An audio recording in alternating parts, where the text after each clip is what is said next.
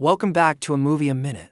Today I'll show you an inspiring sports drama film from 2021 titled American Underdog. Spoilers ahead, get ready and stay tuned. Kurt Warner out of the Arena League. It's one of those stories that's too good for the movies. It's perfect. This guy here, he was bagging groceries 5 years ago. Go out there and you show the world what I've known all along.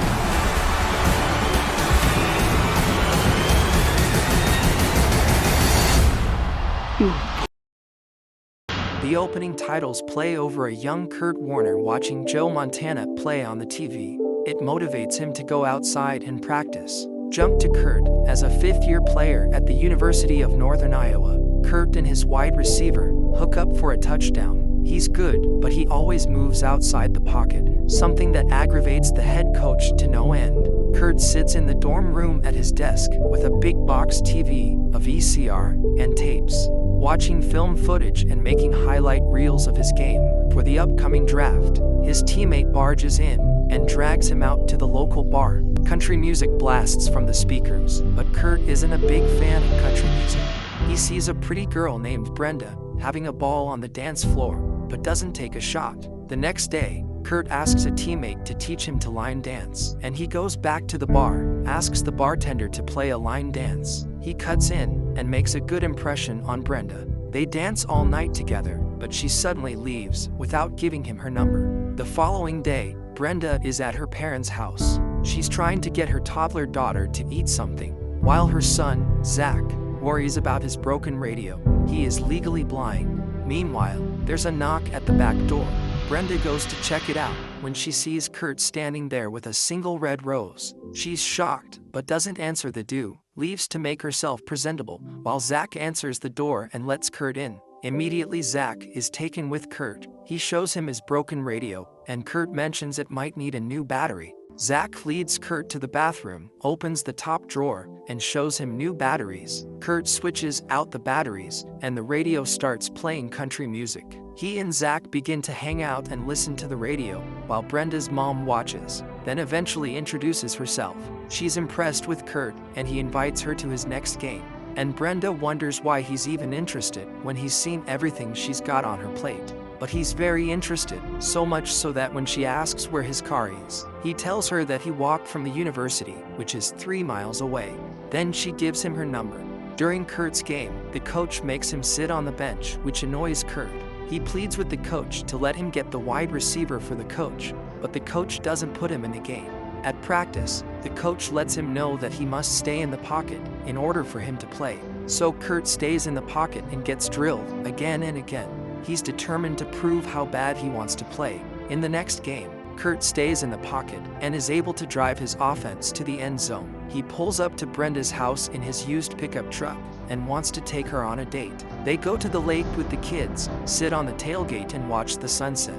She tells him about her time in the Marines and her faith in God and all the blessings she believes he's sending her. And she tells him that Zach's father dropped him on his head in the shower when he was 4 months old, but didn't tell anyone. She spent the next day in the hospital, listening to doctors tell her about how Zach was left brain damaged. Kurt assures her that he isn't going anywhere and that he's committed to her and the kids. He brings her and Zach to his mom's house, but she's not exactly welcoming. They watch the draft, and Kurt hopes his name will be called, but knows it will be a long 2 days. Brenda reminds him that Zach's birthday party is tomorrow, and Kurt says he will be there. She leaves with the kids in Kurt's truck, and his mom asks him if he's ready for all that. And Kurt knows that he wants to move forward with her and the kids. At the birthday party, Brenda sees Kurt enter. She waits for him to tell her if he was drafted, but he simply shakes his head no.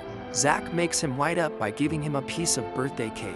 Brenda's family sits around the dinner table, and Brenda's father asks Kurt how he thinks the Chicago Bears are going to do this year. Kurt starts going into his thoughts when he suddenly stops. Her dad eyes him with a sly smile, and Kurt excitedly asks if someone from the Bears called. He says no, and Kurt shows his disappointment. But 2 seconds later, the father says the Packers did, and the family celebrate. Kurt gets a signing bonus of $5,000, and he uses it to buy a used and green SUV. Tells everyone it's green for the Green Bay Packers. He says goodbye to Brenda and the family, then drives to Wisconsin. At training camp, he watches Brett Favre, Mark Burnell, and former Heisman winner Ty Detmer on the field.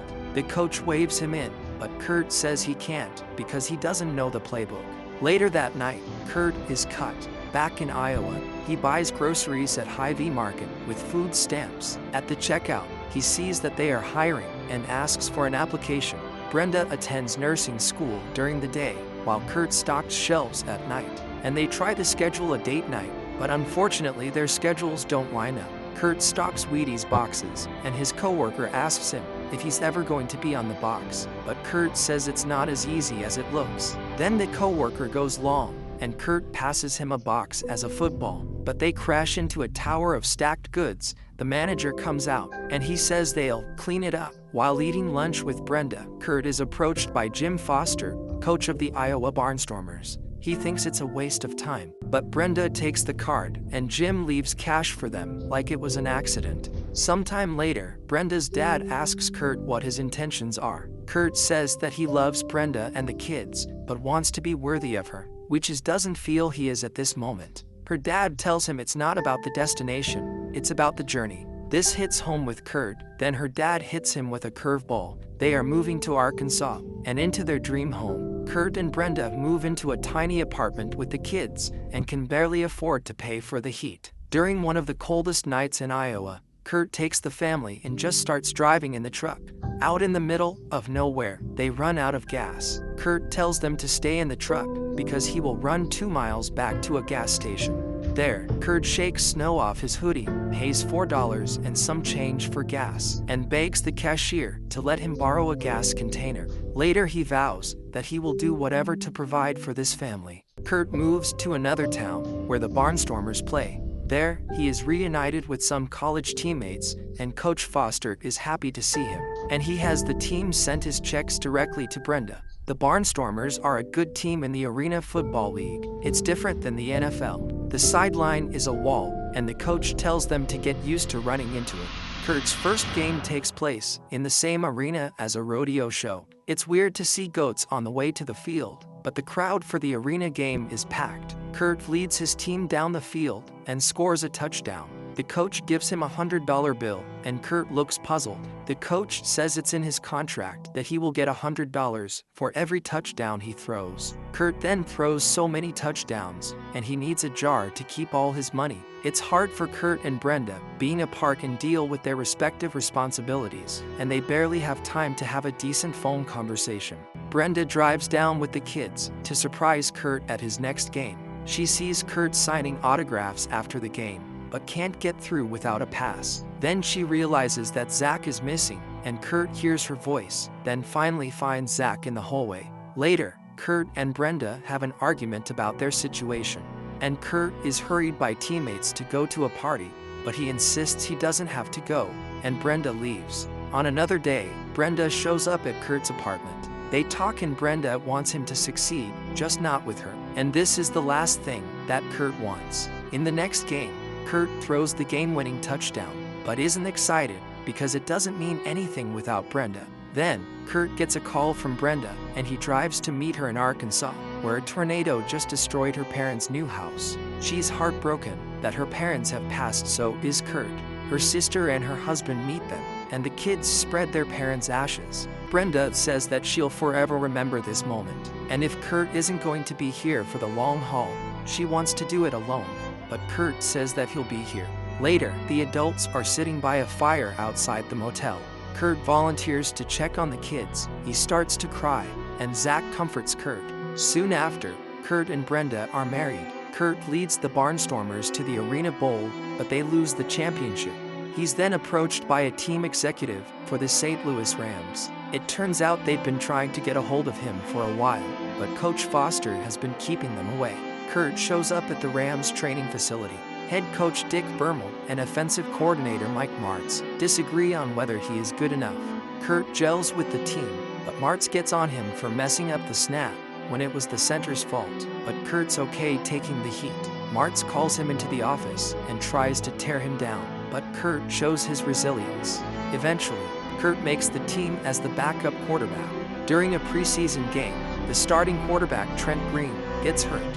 He has torn his ACL and will not be returning this season. At a press conference, Dick Vermeil makes an emotional statement. "We will rally around Kurt Warner."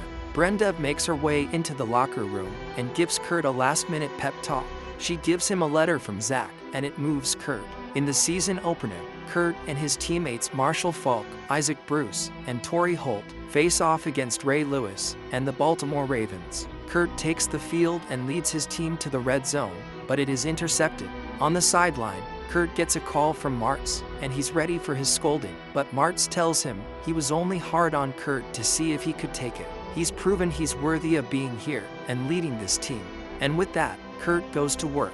The team works together and overcomes the huge obstacle of beating the Ravens. Kurt throws 3 touchdowns in his first NFL start, and in the next 2 games, he throws 3 touchdowns as well, which is an NFL record. In his first season in the NFL, Kurt leads the Rams to the Super Bowl and beat the Tennessee Titans. He is named MVP. He would play into 2 more Super Bowls, one with the Rams, one with the Arizona Cardinals, and he would be inducted into the Hall of Fame in 2017. Kurt and Brenda